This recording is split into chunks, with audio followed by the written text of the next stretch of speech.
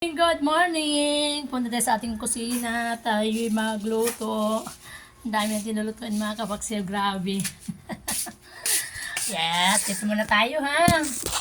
Yung mga marunong sa buhay dyan, kailangan natin magsikap. O, ang daming trabaho. Natin alam kung anong gagawin. Ayan, meron tayong islang tulingan mga kapaksil. Ay, gagatain natin to. Ayan, oh. Islang tulingan, gata.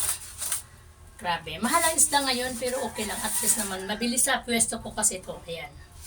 Islang tulingan. Pero bago ko yan gagawin, syempre, unahin ko muna yung isasalang ko. Mayroon akong manok dito. Gagawin kong mechado. Oh. At saka atay gawin kong adobo. Saka ito naman ay mechado.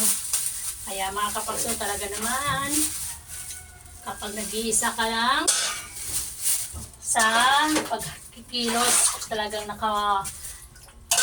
ayos yung schedule mo sa pagluto. Pero hindi ka matatapos hanggat na hindi mo kakayanin. Ayun na. Ano yun? Hindi na katulog sa dito. Ha? Sabi mo kay ate, salubungin ako. Yan, nakiusap yung anak ko. Pati katubig, wala daw dun sa pwesto. Sige, pagbibigyan natin, kawawa naman. Ayan. Thank you very much for watching. Puro nanay na lang.